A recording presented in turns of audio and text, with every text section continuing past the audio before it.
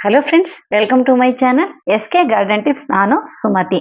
Friends, ಇವತ್ತಿನ ನಮ್ಮ video ದಾಸವಾಳ ಗಿಡದ ಬಗ್ಗೆ ಕಂಪ್ಲೀಟ್ ಆಗಿ ಮಾಹಿತಿ ಕೊಡ್ತೀನಿ. ತುಂಬಾ ಜನ ಕೇಳಿದ ಕ್ವಶನ್ ಏನಂದ್ರೆ, ಅಕ್ಕ ನಮ್ಮ ಮನೇಲಿರೋ ದಾಸವಾಳ ಗಿಡ ಸರಿಯಾಗಿ ಬೆಳೀತಾ ಇಲ್ಲ, ಜಾಸ್ತಿ ಹೂವು ಬರ್ತಾ ಇಲ್ಲ, ಎಲೆಗಳೆಲ್ಲ ಹಣ್ಣಾಗಿ ಉದುರಿ ಹೋಗ್ತಾ ಇರುತ್ತೆ. ಮತ್ತೆ ಇನ್ನೊಂದು ಪ್ರಾಬ್ಲಮ್ ಏನಂದ್ರೆ ಹುಳ ಹುಪ್ಪಟೆಗಳ ಕಾಟ ಜಾಸ್ತಿ ಇರುತ್ತೆ, ಯಾವುದೇ ಏನೇನೋ ಸಮಸ್ಯೆಗಳೆಲ್ಲ ಕೇಳಿದ್ದಾರೆ. ಅವೆಲ್ಲದಕ್ಕೂ ಕಂಪ್ಲೀಟ್ ಆಗಿ ನಾನು ಈ ವಿಡಿಯೋದಲ್ಲಿ ನಿಮ್ಗೆ ಮಾಹಿತಿ ಕೊಡ್ತೀನಿ. ನೀವು ಸ್ಕಿಪ್ ಮಾಡ್ಲಾರ್ದೆ ಕೊನೆ ತನಕ ನೋಡಿದ್ರೆ ನಾನು ಹೇಳೋ ಪಾಯಿಂಟ್ಸ್ ಎಲ್ಲ ನಿಮ್ಗೆ ಚೆನ್ನಾಗಿ ಅರ್ಥ ಆಗುತ್ತೆ. ಓಕೆನಾ? ನನ್ನ ಚಾನಲ್ ಫಸ್ಟ್ ಟೈಮ್ ನೋಡ್ತಾ ಇದ್ರೆ ಸಬ್ಸ್ಕ್ರೈಬ್ ಮಾಡ್ಕೊಳ್ಳೋದು ಮಾತ್ರ ಮರಿಬೇಡಿ ಫ್ರೆಂಡ್ಸ್, ಪ್ಲೀಸ್. Okay, right. ಈಗ ವಿಡಿಯೋ ನೋಡೋಣ. ನೋಡಿ ಫ್ರೆಂಡ್ಸ್, ನಾವು ದಾಸವಾಳ ಗಿಡ ನರ್ಸರಿಯಿಂದ ತರ್ತಾನೆ ಕೆಲವೊಂದು ನೋಡ್ಕೊಂಡು ತರಬೇಕಾಗತ್ತೆ. ತುಂಬಾ ಜನ ಏನ್ ಮಾಡ್ತೀವಿ ಅಂತ ಹೇಳಿದ್ರೆ, ನರ್ಸರಿಗೆ ಹೋಗ್ತೀವಿ, ಅಲ್ಲಿ ಗಿಡಗಳನ್ನೆಲ್ಲ ತುಂಬಾ ಕಲರ್ ಗಿಡ ಇಟ್ಟಿರ್ತಾರೆ. ಅದ್ರಲ್ಲಿ ನಮ್ಗೊಂದು ಕಲರ್ ಯಾವುದೋ ಇಷ್ಟ ಆಗುತ್ತೆ, ಇಟ್ಕೊಂಡ್ ಬಂದ್ಬಿಡ್ತೀವಿ ಮನೆಗೆ. ಆದ್ರೆ ಆ ತರ ಹಿಡ್ಕೊಂಡ್ ಬಂದ್ರ ಮೇಲೆ ನಾವು ಮನೇಲಿ ತಂದು ನೆಟ್ರ ಮೇಲೆ ಅದೇನಾಗುತ್ತೆ ಅಂದ್ರೆ ಒಂದು ವಾರಕ್ಕೆ 10 ದಿವಸಕ್ಕೆ ಅದು ಸತ್ತೋಗುತ್ತೆ. ಇಲ್ಲ ಅಂದ್ರೆ ಅದು ಹೂವೇ ಬರ್ತಾ ಇರಲ್ಲ. ಅದ್ರ ರೀಸನ್ ಏನಂತೆ, ನಾವು ಹೂ ಕಲರ್ ನೋಡ್ಲಾರ್ದೆ ಆ ಗಿಡ ಹೆಲ್ದಿ ಆಗಿದ್ಯಾ, ಅದ್ರಲ್ಲಿ ಯಾವುದೇ ತರದ ಹುಳಗಳಿಲ್ವಾ ಇಂಥದ್ ನೋಡ್ಕೊಂಡು ತಗೊಂಬರ್ಬೇಕು. ಅಂದ್ರೆ ಅದ್ರ ಅದು ಬುಡ ಇರುತ್ತೆ ನೋಡಿ, ಅದು ಸ್ವಲ್ಪ ದಪ್ಪ ಇರಬೇಕು. ಒಂದ್ 5-6 ಚಿಗುರು ಅದಕ್ಕೆ ಸೈಡ್ ಕೊಂಬೆನಾದ್ರು ಇರ್ಬೇಕಂದ್ರೆ. ಒಂದೇ ಉದ್ದ ಕೊಂಬೆ ಹೋಗ್ಬಿಟ್ಟು ಒಂದ್ ಹೂವು ಬಂದಿದ್ದು ತಗೊಂಬರಕ್ ಹೋಗ್ಬೇಡಿ, ಯಾಕಂದ್ರೆ ಅದು ಬೆಳೆಸೋ ತುಂಬಾ ಕಷ್ಟ ಪಡ್ಬೇಕಾಗುತ್ತೆ. ಇನ್ನೊಂದು, ನರ್ಸರಿಲಿ ತತ್ತ ಗಿಡಗಳಲ್ಲಿ ಬಸವನ ಹುಳುಗಳು ಇಂಥದ್ದೆಲ್ಲ ಜಾಸ್ತಿ ಇರುತ್ತೆ. ಬಸವನ ಹುಳು ಆಗ್ಲಿ, ಮಿಲಿ ಬಗ್ಸ್ ಆಗ್ಲಿ, ಆಫಿಡ್ಸ್ ಆಗ್ಲಿ, ಇಂಥದ್ದೆಲ್ಲ ಇರುತ್ತೆ. ಆ ಎಲೆಗಳು ಹಣ್ಣಾಗಿರೋದು, ಹುಳ ತಿಂದಿರೋದು, ಇಂಥದ್ದೆಲ್ಲ ನೋಡಿ ತಗೊಂಬನ್ನಿ. ಇಲ್ಲ ಅಂತ ಹೇಳಿದ್ರೆ ನಾವು ದುಡ್ಡು ಕೊಟ್ಟು ಗಿಡದ ಜೊತೆಗೆ ಹುಳುಗಳನ್ನ ಕೂಡ ತಗೊಂಬಂದಂಗಿರತ್ತೆ. ಅದಕ್ಕೋಸ್ಕರ ನಾವು ಆದಷ್ಟು ಹೆಲ್ತಿ ಆಗಿರೋದು ನೋಡಿ ತಗೊಂಬರ್ಬೇಕು. ಓಕೆ, ಆಮೇಲೆ ಗಿಡ ತಂದ್ರ ಮೇಲೆ ಒಂದ್ 10 ದಿವಸ ನಮ್ಮ ಮನೇಲಿ ಇಟ್ಟು, ನಮ್ಮ ಮನೆ ವಾತಾವರಣಕ್ಕೆ ಅದು ಹೊಂದಿಕೆ ಆದ್ರ ಮೇಲೆ ಅದನ್ನ ನಾವು ರೀಪಾಟ್ ಮಾಡಿದ್ರೆ, ಸಾಯಂಕಾಲ ಟೈಮ್ ರೀಪಾಟ್ ಮಾಡಬೇಕು. ಸ್ವಲ್ಪ ಒಂದ್ 2-3 ದಿವಸ ಬಿಸಿಲು ಬಾರ್ದಿ ಜಾಗದಲ್ಲಿ ಇಟ್ರೆ ತುಂಬಾ ಚೆನ್ನಾಗಿ ಹೆಲ್ತಿಯಾಗಿ ಬೆಳೆಯುತ್ತೆ. ಓಕೆ, ಈಗ ಹೂವು ಜಾಸ್ತಿ ಬರ್ಬೇಕಿದ್ರೆ ಏನ್ ಮಾಡ್ಬೇಕು ನೋಡಿ ಫ್ರೆಂಡ್ಸ್, ನಾನು ಎಕ್ಸಾಂಪಲ್ ತೋರಿಸ್ತೀನಿ. ಇದು ನನ್ನ ಹತ್ರ ಇರೋ ಕೆಂಪು ದಾಸವಾಳ, ಗೇಟ್ ಪಕ್ಕದಲ್ಲಿ ಇದೆ.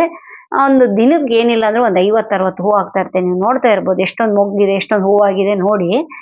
ಇದನ್ನ ನಾನು ಹೀಗೆ ಬಿಟ್ಟರು ಕೂಡ ಹೂ ಆಗ್ತಾ ಇರತ್ತೆ. ಆದ್ರೆ ನಾನು ಹೀಗೆ ಬಿಡಲ್ಲ, ಅದನ್ನ ಪ್ರತಿ ವರ್ಷನೂ ಅದನ್ನ ರೀಪಾಟ್ ಮಾಡ್ತಾನೆ ಇರ್ತೀನಿ.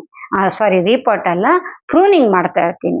ಹಾರ್ಡ್ ಪ್ರೂನಿಂಗ್ ಅಂದ್ರೆ ಅದು ಬುಡದ ತನಕನೂ ಕಟ್ ಮಾಡ್ತೀನಿ. ಅಂದ್ರೆ ಬುಡ ಅಂದ್ರೆ ಒಂದ್ 2 ಫೀಟ್ ಬಿಟ್ಬಿಟ್ಟು ಅಲ್ಲಿಂದ ನಾನು ಕಟ್ ಮಾಡ್ತೀನಿ. ಅವಾಗ ಏನಾಗುತ್ತೆ ಅಂದ್ರೆ ನನಗೆ ಒಂದು ಶೇಪ್ ಅಲ್ಲೇ ಇರುತ್ತೆ. ಅದು ಇಲ್ಲ ಅಂತ ಹೇಳಿದ್ರೆ ಓವರ್ ಗ್ರೋ ಆಗಿ ಬೆಳೆದ್ಬಿಟ್ಟು ಅದೇನಾಗುತ್ತೆ, ದಾಸವಾಳ ಗಿಡ ಕೊಂಬೆಗಳೆಲ್ಲ ಕೆಳಗಡೆ ಬಗ್ಗಿ ಬಿಡುತ್ತೆ.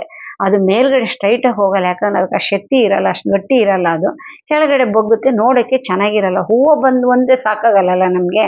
ಚಂದ ಕೂಡ ನೋಡ್ಬೇಕು ಅಂತಿದ್ರೆ ಆ ಗಿಡ ಶೇಪ್ ಅಲ್ಲಿ ಇರ್ಬೇಕಂದ್ರೆ ಪ್ರೂನಿಂಗ್ ಮಾಡೋದು ತುಂಬಾ ಇಂಪಾರ್ಟೆಂಟ್. ನೀವು ನೋಡಿರ್ಬೋದು ಈ ಬುಡ ಎಷ್ಟು ದಪ್ಪ ಆಗಿದೆ ಅಂತ. ಇದು 5-6 ವರ್ಷದ್ದು ಮರ ಇದು. ಆದ್ರೂ ನಾನು ಇದನ್ನ ಪ್ರೂನಿಂಗ್ ಮಾಡ್ತಾನೆ ಇರ್ತೀನಿ ಪ್ರತಿ ವರ್ಷ. ಇದ್ರ ಪಕ್ಕದಲ್ಲೇ ಪಿಂಕ್ ದಾಸವಾಳ ಇದೆ. ಇದು ಡಬಲ್ ಎಸ್ಲಿಂದು ಮುದ್ದೆ ತರದ ಹೂ ಆಗುತ್ತೆ. ಇದನ್ನ ನಾನು ನೋಡಿ, ಇದನ್ನ ಪ್ರೂನಿಂಗ್ ಮಾಡಿದೀನಿ ನೋಡಿ. ಅದು ಚಿಗುರು, ಅದನ್ನ ಆ ಕೊಂಬೆ ಕಟ್ ಮಾಡಿದಾಗ ಬುಡದಿಂದ 2-3 ಚಿಗುರು ಬಂದಿದೆ ನೋಡಿ. ನೋಡಿದ್ರೆ ಈ ತರ ಬೆಳಿಬೇಕಿದ್ರೆ ನಾವೊಂದ ಪ್ರೂನಿಂಗ್ ಮಾಡ್ಲೇಬೇಕು. ಪ್ರೂನಿಂಗ್ ಮಾಡಿದ್ರೆ ಅಷ್ಟೇ ಇಷ್ಟು ಚಿಗುರು ಬರುತ್ತೆ ನಮ್ಗೆ. ಇಲ್ಲ ಅಂತ ಹೇಳಿದ್ರೆ ಇಷ್ಟು ಚಿಗುರು ಬರಲ್ಲ. ಒಂದು 10 ದೊಡ್ಡ ಕೊಂಬೆಗಳು ಮಾತ್ರ ಇರುತ್ತೆ. ಆದ್ರೆ ನಮ್ಗೆ 20-30 ಬರ್ಬೇಕಂದ್ರೆ ಪ್ರೂನ್ ಮಾಡ್ಬೇಕು.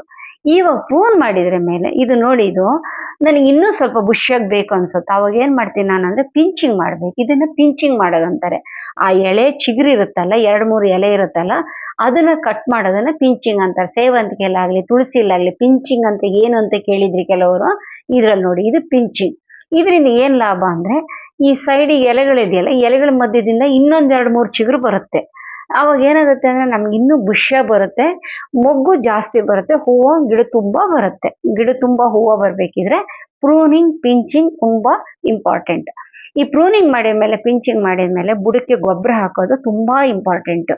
ಗೊಬ್ಬರ ನಾವು ದನದ ಗೊಬ್ಬರ ಹಾಕ್ಬೋದು, ಇಲ್ಲಾಂದ್ರೆ ವರ್ಮಿ ಕಂಪೋಸ್ಟ್ ಹಾಕ್ಬೋದು. ಇಲ್ಲ ಅಂತ ಹೇಳಿದ್ರೆ ಈ ಸಾಸಿವೆ ಎಣ್ಣೆ ತೆಗೆದ್ರ ಮೇಲೆ ಅದು ಹಿಂಡಿ ಮಾಡ್ತಾರಲ್ಲ, ಮಸ್ಟರ್ಡ್ ಕೇಕ್ ಪೌಡರ್ ಅಂತಾರಲ್ಲ, ಅದನ್ನ ಹಾಕಿದ್ರು ಕೂಡ ನಮ್ಗೆ ಹೂವು ತುಂಬಾ ಜಾಸ್ತಿ ಬರುತ್ತೆ. ಬೂದಿ ಕೂಡ ಹಾಕ್ಬೋದು, ಬೂದಿ ಹಾಕಿದ್ರು ಕೂಡ ತುಂಬಾ ಚೆನ್ನಾಗಿ ಬರುತ್ತೆ. ಇಲ್ಲಾಂದ್ರೆ ಬಾಳೆಹಣ್ಣಿಂದು ದ್ರಾವಣ ಮಾಡಿ ಹಾಕಿದ್ರು ಕೂಡ ನಮ್ಗೆ ಗಿಡ ತುಂಬಾ ಹೂವು ಬರುತ್ತೆ. ಆಮೇಲೆ ಇದಕ್ ಬರೋ ಕಾಯಿಲೆಗಳು ನೋಡಿ, ನಮ್ಮ ದಾಸವಾಳ ಗಿಡಕ್ಕೆ ಹಲವಾರು ಶತ್ರುಗಳು ಇರುತ್ತಾರೆ. ಅದ್ರಲ್ಲಿ ಮುಖ್ಯವಾಗಿದ್ದು ಈ ಮಿಲಿ ಬಗ್ಸ್. ಇದು ನೋಡಿ ಒಂಥರ ಅಂಟಿದ್ದಂಗೆ ಹತ್ತಿ ಇಟ್ಟಂಗಿರುತ್ತೆ, ನೋಡಿದ್ರೆ ಬಿಳಿ ಬಿಳಿ ಇರುತ್ತಲ್ಲ ಅಲ್ಲಿ. ಇದನ್ನ ನಾವು ಹಾಗೆ ಬಿಟ್ವಿ ಅನ್ಕೊಳ್ಳಿ, ಆ ಇಡೀ ಚಿಗುರನ್ನೆಲ್ಲ ತಿನ್ನಕ್ ಬಿಡುತ್ತೆ, ಮೊಗ್ಗುಗಳು ಬರಕ್ ಬಿಡಲ್ಲ. ಇನ್ನು ಹಾಗೆ ಬಿಟ್ಬಿಟ್ರೆ ಈ ಗಿಡ ಕಂಪ್ಲೀಟ್ ಆಗಿ ಸತ್ತೋಗ್ಬಿಡುತ್ತೆ. ಅದು ಒಂದೆರಡು ಚೂರು ಕಂಡ ತಕ್ಷಣನೇ ನಾವು ಅದನ್ನ ಬಿಟ್ಟು ನೀರ್ ಹಾಕಿ ತೊಳೆದ್ ಬಿಟ್ರೆ ಆ ಪ್ರಾಬ್ಲಮ್ ಇಂದ ಸಾಲ್ವ್ ಆಗ್ಬೋದು. ಜಾಸ್ತಿ ಇದ್ರೆ ಅದಕ್ಕೆ ಗಂಜಿ ದ್ರಾವಣ ಮಾಡಿ ಹಾಕ್ಬೇಕು. ಅದ್ರ ಬಗ್ಗೆ ನಾವು ಇನ್ನೊಂದು ವಿಡಿಯೋದಲ್ಲಿ ನೋಡೋಣ. ಇನ್ನೊಂದು ನೆಕ್ಸ್ಟ್ ದೊಡ್ಡ ಸಮಸ್ಯೆ ಯಾವ್ದು ಬರ್ತಾ ಇರುತ್ತೆ ಅಂತ ಹೇಳಿದ್ರೆ, ಈ ನೋಡಿ ಈ ತರ ಎಲೆಗಳೆಲ್ಲ ಸುಕ್ಕಾಗಿ ಹೋಗೋದು, ಅಂದ್ರೆ ಇದಕ್ಕೆ ಕರ್ಲಿ ಲೀಫ್ ಅಂತಾರೆ ಇದು ಇಂಗ್ಲಿಷ್ ಅಲ್ಲಿ. ಈ ತರ ಬಂದ್ರೂ ಕೂಡ ದಾಸವಾಳ ಗಿಡದಲ್ಲಿ ಸರಿಯಾಗಿ ಮೊಗ್ಗಾಗಲ್ಲ, ಹೂವು ಆಗಲ್ಲ. ಈ ತರ ಪ್ರಾಬ್ಲಮ್ ಬಂದ್ರೆ ನಿಮ್ಗೆ ಒಂದು ಪ್ರೂನಿಂಗ್ ಮಾಡ್ಬಿಡಿ. ಪ್ರೂನಿಂಗ್ ಅಂದ್ರೆ ಗಿಡ ಸರಿ ಜಾಸ್ತಿ ಬೆಳೆದಿದೆ ಅಂದ್ರೆ ಪ್ರೂನ್ ಮಾಡಿಬಿಟ್ರೆ ಬರೋದು ನೆಕ್ಸ್ಟ್ ಚೆನ್ನಾಗಿ ಬರ್ಬೋದು. ಇಲ್ಲ ಅಂತೇಳಿ ಹುಳಿ ಮಜ್ಜಿಗೆನ ಸ್ವಲ್ಪ ನೀರು ಮಾಡಿಬಿಟ್ಟು 2-3 ದಿವ್ಸಕ್ಕೆ ಒಂದ್ಸತಿ ಸ್ಪ್ರೇ ಮಾಡ್ತಾ ಇದ್ರೆ ತುಂಬಾ ಚೆನ್ನಾಗಿ ಚಿಗುರು ಬರುತ್ತೆ. ಆ ಕಾಯಿಲೆಯಿಂದ ಅದು ಬೇಗ ಇದು ಹೊರಗೆ ಬರುತ್ತೆ. ಈ ತರ ನಾವು ಮೆಣಸಿನ ಗಿಡದಲ್ಲಿ ಕೂಡ ನೋಡ್ತಿರ್ತೀವಿ, ಟೊಮೆಟೊ ಗಿಡದಲ್ಲಿ ನೋಡ್ತೀವಿ, ಬೆಂಡೆಲ್ ನೋಡ್ತೀವಿ, ಇಲ್ಲಾಂದ್ರೆ ನಮ್ದು ಬದನೆ ಗಿಡದಲ್ಲಿ.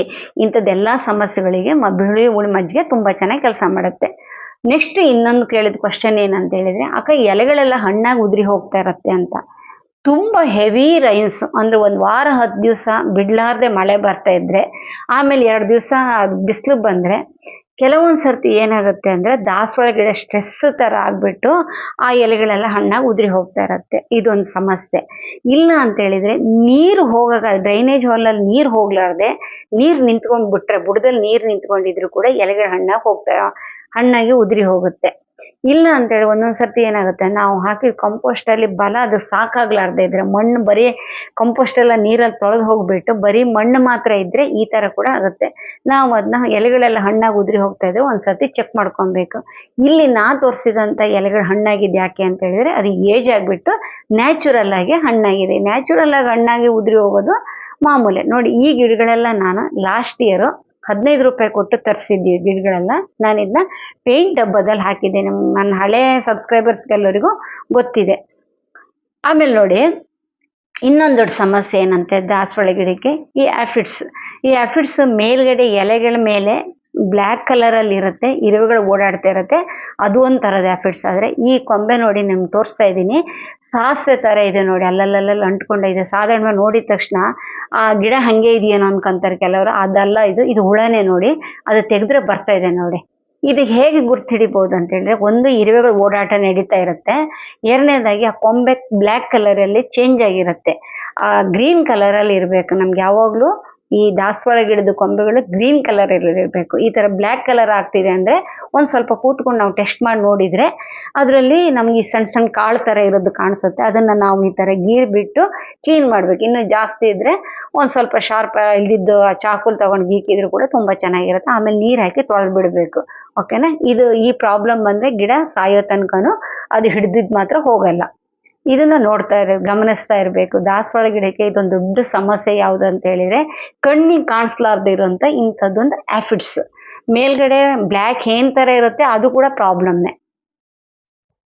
ಆಮೇಲೆ ಇನ್ನೊಂದು ದೊಡ್ಡ ಶತ್ರು ಯಾವ್ದಿರುತ್ತೆ ಅಂತ ಹೇಳಿದ್ರೆ, ಸಾಧಾರಣ ಸ್ವಲ್ಪ ಕಮ್ಮಿಲೇ ಕಾಣಿಸ್ತಿರುತ್ತೆ. ಇದು ಎಲ್ಲಾ ತೋಟದಲ್ಲೂ ಇದು ಬರುತ್ತೆ ಅಂತ ಹೇಳಕ್ಕಾಗಲ್ಲ. ನೋಡಿ ಈ ತರ ಮಿಡತೆ, ಇದನ್ನ ನಾವಂತೂ ಮಿಡತೆ ಅಂತ ಹೇಳ್ತೀವಿ, ನೀವು ಕಡೆ ಏನಂತಾರೋ ಗೊತ್ತಿಲ್ಲ. ನೋಡಿ ಇದು ನೋಡಕ್ ಮಾತ್ರ ತುಂಬಾ ಸಾಧು ತರ ಕೂತ್ಕೊಂಡಿದೆ.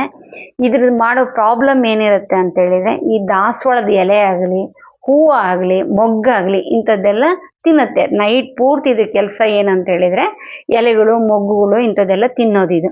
ಇದು ಮುಖ್ಯ ನಮ್ಗೆಲ್ಲ ಸಮಸ್ಯೆ ಕೊಡುತ್ತೆ ಅಂತ ಹೇಳಿದ್ರೆ, ಈ ನಾವು ಸೊಪ್ಪಿನ ತರಕಾರಿ ಹಾಕಿರ್ತೀವಿ ನೋಡಿ, ಅಂತ ಕಡೆ ಏನಾದ್ರು ಇದು ಬಂತಲ್ಲ ಅಂತ ಹೇಳಿದ್ರೆ ಆ ಎಲೆಗಳು ಕಂಪ್ಲೀಟ್ ಆಗಿ ನಾಶನ ಆಗೋಗುತ್ತೆ, ನಮ್ಗೆ ತಿನ್ನಕ್ಕೆ ಏನು ಉಳಿಯಲ್ಲ.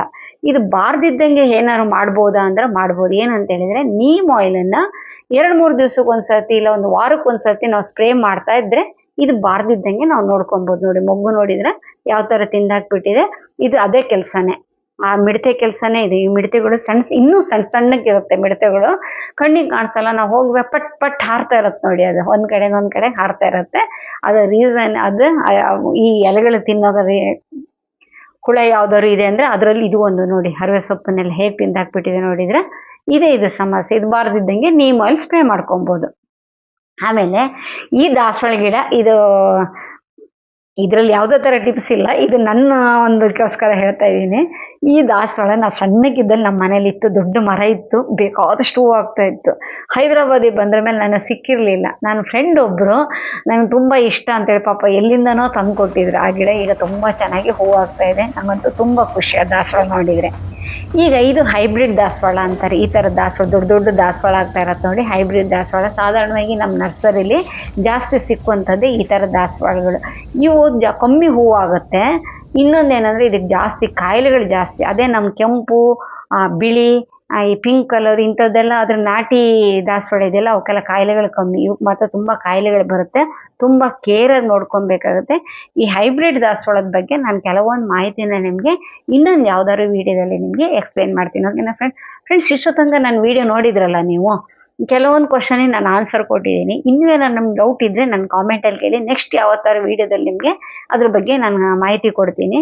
ಈ ವಿಡಿಯೋ ಇಷ್ಟ ಆಗಿದ್ರೆ ಲೈಕ್ ಕೊಡೋದು ಮಾತ್ರ ದಯಮಾಡಿ ಮರಿಬೇಡಿ. ಓಕೆನಾ, 4 ಜನ ಶೇರ್ ಮಾಡಿ. ಸಬ್ಸ್ಕ್ರೈಬ್ ಮಾಡ್ಕೊಳ್ಳಾರ್ದೆ ಸಬ್ಸ್ಕ್ರೈಬ್ ಮಾಡ್ಕೊಳ್ಳಿ. ಏನಂತ ಕಾಮೆಂಟಲ್ಲಿ ಹೇಳಿ. ನೆಕ್ಸ್ಟ್ ವಿಡಿಯೋದಲ್ಲಿ ಬರ್ತೀನಿ. ಅಲ್ಲಿ ತನಕ ಟೇಕ್ ಕೇರ್, ಬೈ ಬೈ.